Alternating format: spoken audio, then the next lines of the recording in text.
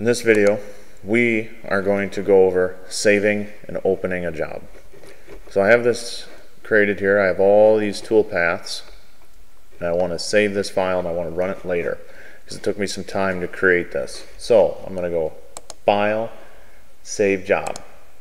I can then save job as. I saved this one once already. I can then name it. File management is very key. You want to name it something where you understand what it is. I can then, I'll change this so that way we can reopen it again. I hit save. Now, if I wanted to rerun this job right here, and even if I change my job options, I change the size of my material, anything like that, when I open that job back up, I can then regain exactly where I was at, and I save that one as 0.1.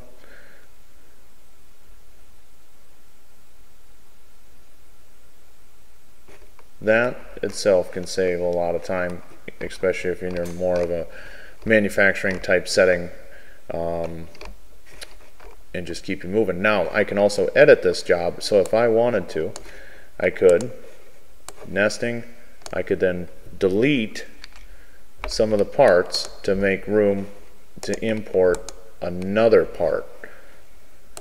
Select open, drawing position, there's my part. So now I could nest them right in here and effectively cut the parts I needed without taking the time to create toolpaths, and then also implement another part.